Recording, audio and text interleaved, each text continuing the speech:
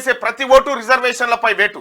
దేశానికి రాహుల్ ప్రధాని అయితేనే రిజర్వేషన్లు ఉంటాయి. సీఎం రేవంత్ రెడ్డి 2021లో జనగణన ఎందుకు చేయలేదో మోడీ అమిత్ షా చెప్పాలి.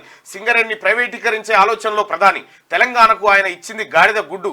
10 ఏళ్ల పాలనలో రాష్ట్రానికి బీజేపీ చేసిందేం లేదు. బీఆర్ఎస్ సచ్చిన పాము, బీజేపీ అబద్ధాల పుట్ట. పెద్దపల్లి ఎంపీగా వంశీకృష్ణను గెలిపించండి. కుప్ర ఈశ్వరి ప్రాంతానికి ఏమీ చేయలేదు.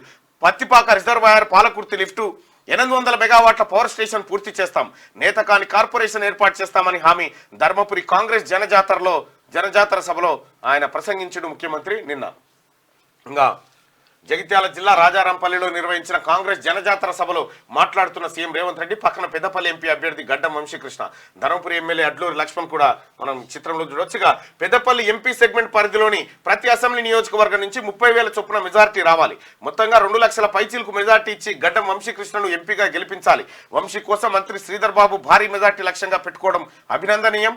దేశంలో ప్రజాస్వామ్యం, రాజ్యాంగం ప్రమాదంలో ఉన్నాయి. అందుకే ఎన్నికలు కీలకమైనవి. మోదీ మళ్ళీ ప్రధాని అయితే రిజర్వేషన్లు రద్దవుతాయి. రాహుల్ గాంధీ ప్రధాని అయితే తప్ప రిజర్వేషన్లు కాపాడే వాళ్ళు లేరు. రాహుల్ ప్రధాని కావడం ఈ దేశానికి అవసరం అని చెప్పి సీఎం రేవంత్ రెడ్డి అన్నారు. బీజేపీకి వేసే ప్రతి ఓటు ఎస్సీ, ఎస్టీ, ఓబీసీల రిజర్వేషన్లపై వేటు లాంటిదని సీఎం రేవంత్ రెడ్డి అన్నారు. ఇప్పుడున్న రిజర్వేషన్లు కావాలంటే కాంగ్రెస్కు ఓటేయాలని, వద్దనుకుంటే బీజేపీకి వేయాలని ప్రజలకు సూచించారు. పెద్దపల్లి లోక్సభ నియోజకవర్గం పరిధిలోని జగిత్యాల జిల్లా వెల్గటూరు మండలం రాజారాంపల్లిలో కాంగ్రెస్ ఎంపీ అభ్యర్థి గడ్డం వంశీకృష్ణకు మద్దతుగా శుక్రవారం నిర్వహించిన జనజాతర సభలో సీఎం రేవంత్ రెడ్డి పాల్గొని మాట్లాడారు. బీజేపీది అబద్ధాల యూనివర్సిటీ. ఇందులో నాయకులు పిహెచ్డీలు చేశారు. పొద్దున లేస్తే తెలంగాణకి ఇది తెచ్చాం, అది తెచ్చామని మాట్లాడుతున్నారు.